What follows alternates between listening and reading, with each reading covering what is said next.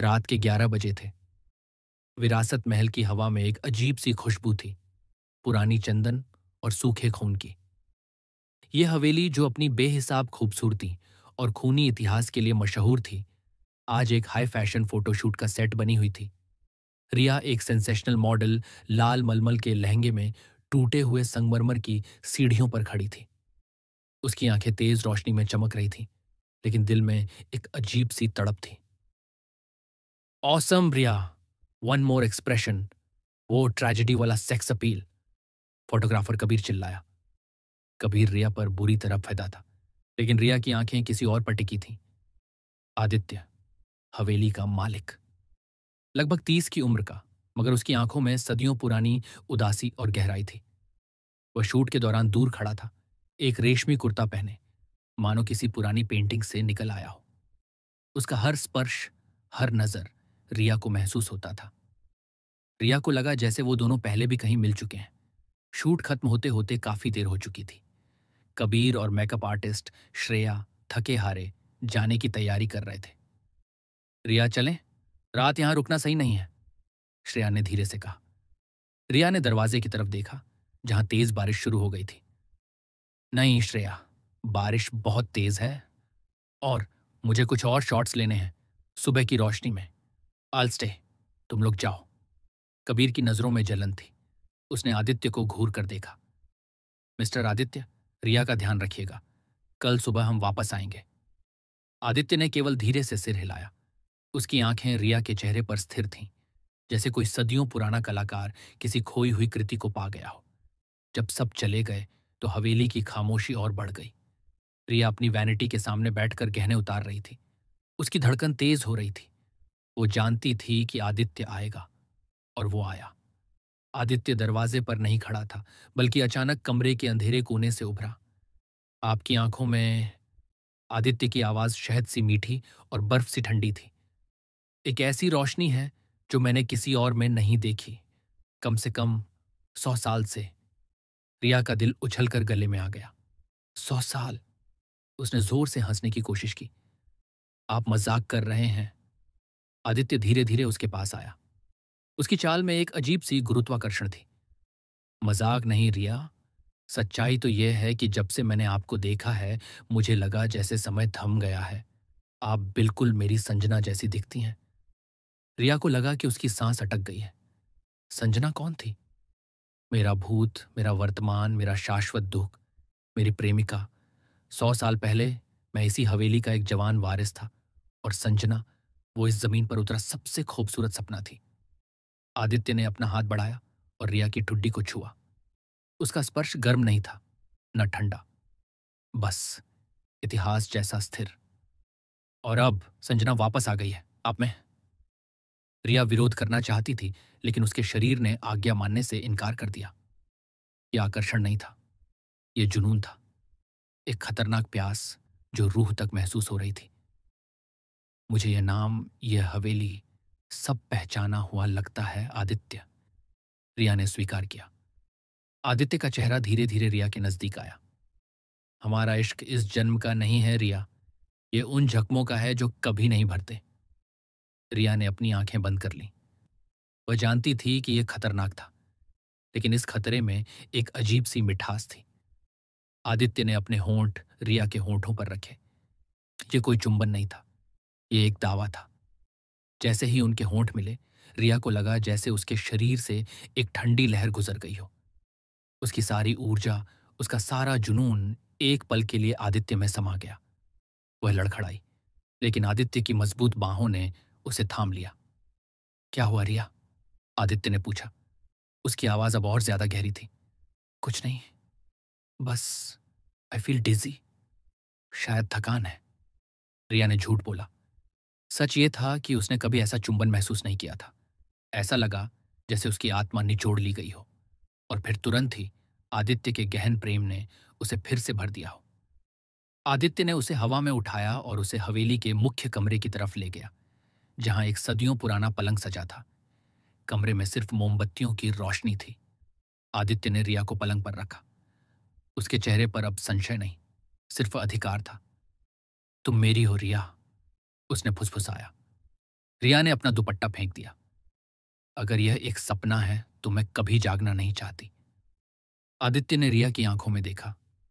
उन आंखों में प्यास थी, सिर्फ जिस्म की नहीं, रूह की प्यास। उसके हाथों ने रिया के बदन को छूना शुरू किया। हर स्पर्श एक वादा था और हर वादा एक खतरा। रिया को लगा जैसे उसके रोम रोम में आग लग गई हो, लेकिन उस आग के नीचे एक बर्फ की नदी बह रही थी। जैसे जैसे आदित्य का जुनून बढ़ता गया, रिया को लगा कि वह महज शरीर नहीं है, बल्कि एक बर्तन है जिससे जीवन का रस खींचा जा रहा है। अदिति, मैं तुमसे प्रेम करता हूं, मेरी संजना, आदित्य ने अपनी गहरी आवाज में कहा। और फिर उसने एक और गहरा चुंबन लिया। इस बार रिया को स्पष्ट रूप से लगा कि उसकी छाती से कुछ खींचकर बाहर निकल रहा है। एक तेज क्षणिक दर्द, जिसके बाद परम सुख की लहर आई।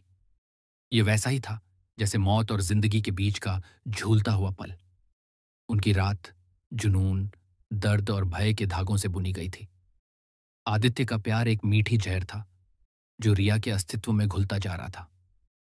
रिया ने पूरी रात खुद को उस गहन इश्क के हवाले कर दिया, ये जाने बिना कि उसका आशिक हर पल उसे धीरे धीरे मार रहा है। सुबह होने से पहले रिया की आंख खुली। वह थकी हुई नहीं थी, बल्कि अंदर से खाली महसूस कर रही थी। आदित्य उसके बगल में लेटा था, खूबसूरत लेकिन चेहरा पत्थर जैसा शांत था। रिया उठी, अपने बदन पर कपड़े डाले और कमरे से बाहर निकल गई। सूरज की पहली किरणें हवेली के गलियारों में झांक रही थीं। तभी उसे एक आवाज सुनाई दी। श्रेया। श्रेया, जो कल रात डर के मारे रुकी नहीं थी, वह सुबह जल्दी कबीर के साथ वापस आ गई थी। लेकिन अब वो दोनों हवेली के पीछे जमीन पर झुके हुए थे। रिया तेजी से उनके पास पहुंची। तुम लोग क्या कर रहे हो? श्रेया का चेहरा पीला पड़ चुका था। उसके हाथ में एक पुराना जर्जर डायरी थी। रिया, तुम जल्दी यहां से निकलो, श्रेया ने कांपते हुए कहा। यह सब सच है। कबीर ने रिया को जमीन पर रखी एक तस्वीर दिखाई। ये एक फ्रेमलेस धुंधली तस्वीर थी जिसमें एक दुल्हन थी। रिया की सांस रुक गई। वह दुल्हन बिल्कुल उसके जैसी दिखती थी। यह संजना है, रिया फुसफुसाई। और यह डायरी, श्रेया ने डायरी खोली। ये आदित्य की है, 100 साल पुरानी। उसने लिखा है कि संजना ने उसे धोखा दिया और उसने गुस्से में आकर उसे मार दिया। लेकिन वो उससे इतना प्रेम करता था कि उसकी आत्मा भटकने लगी। अब वो एक खूनी प्रेत है, एक ऐसा प्रेत जो सिर्फ उसकी प्रेमिका संजना जैसी दिखने वाली औरतों को अपनी तरफ खींचता है। कबीर ने डरावनी आवाज में जोड़ा। उसकी हर प्रेमिका मर जाती है। डायरी में लिखा है, उनका प्रेम मेरा जीवन है और उनका जीवन अब मेरा प्रेम। वो उनकी जीवन शक्ति चूस लेता है। हर चुंबन, हर स्पर्श उनकी जान ले लेता है। रिया के कानों में रात के वो शब्द गूंज उठे। आई फील डिजी। शायद थकान है। वो थकान नहीं थी, वो जिंदगी का खिंचाव था। रिया का शरीर ठंड से कांपने लगा। उसका पूरा रोम रोम चीख रहा था। उसने एक ऐसे जालिम जिन्न से प्यार कर लिया था जिसका इश्क ही उसकी मौत था। रिया भागकर वापस कमरे में पहुंची। आदित्य अभी भी उसी जगह पर था।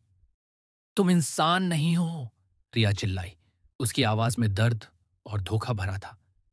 आदित्य मुस्कुराया। ये एक दुखद लेकिन शांत मुस्कान थी। मैंने तुमसे कभी झूठ नहीं बोला रिया। मैंने कहा था, मैं 100 साल से तुम्हें ढूंढ रहा हूं। तुम एक हत्यारे हो, तुम मेरा खून पीते हो। रिया रो पड़ी। आदित्य उठा और धीरे धीरे रिया की तरफ बढ़ा। नहीं रिया, मैं तुम्हारा खून नहीं पीता, मैं तुम्हारा प्राण पीता हूं, तुम्हारा जुनून, तुम्हारा प्रेम। संजना ने मेरी रूह को इतना नोचा था कि अब मुझे जीने के लिए, इस हवेली को चलाने के लिए हर 100 साल में एक नई संजना चाहिए। उसने रिया को अपनी बाहों में कस लिया। रिया ने विरोध करने की कोशिश की, लेकिन उसके शरीर में अब ताकत नहीं बची थी। वह रात का जुनून उसे खत्म कर चुका था। आदित्य, मैंने तुम्हें सच में प्यार किया था। रिया ने उसके सीने पर मुट्ठी मारी। और यही तुम्हारा अंत है मेरी जान। आदित्य ने रिया को उठाकर पलंग पर फेंक दिया। उसके चेहरे पर अब कोई प्यार नहीं था, केवल एक भूखी प्राचीन भूख थी। तुम मेरी संजना हो, और संजना को सिर्फ एक ही जगह रहने की इजाजत है, मेरे अतीत में और मेरे प्रेत में। रिया ने आखिरी बार संघर्ष किया। आदित्य उसके ऊपर झुका। यह आखिरी बार था। इस बार चुंबन धीमा नहीं था, बल्कि एक भयंकर खींच था। रिया को लगा कि उसके शरीर का आखिरी ताप भी बाहर निकल रहा है। उसकी आंखें खुली रह गईं, लेकिन उनमें रोशनी बुझ चुकी थी। आदित्य ने रिया के सूखे बेजान होठों को छोड़ा। उसने रिया के चेहरे को छुआ। उसका चेहरा अब पहले से ज्यादा जवान और ऊर्जावान लग रहा था। हवेली में फिर से एक सदी पुरानी शांति छा गई। आदित्य की आंखों में एक पल के लिए गहरा दुख उभरा। फिर वो उदासी वापस आ गई जो 100 साल से वहां टिकी थी। रिया, जो कभी एक मॉडल थी, अब हवेली के इतिहास का एक और अध्याय थी। एक और संजना, जिसे इश्क ने नहीं, बल्कि एक प्रेत आत्मा की भूख ने मारा था। आदित्य कमरे में अकेला खड़ा रहा। उसकी आत्मा को जानते हुए उसे अब अगली सदी का इंतजार करना था। इंतजार एक ऐसे इश्क का जो हमेशा मौत लाता था, क्योंकि उसका इश्क ही उसका शाप था। और उस हवेली में खून और इश्क का ये खेल कभी खत्म नहीं होने वाला था।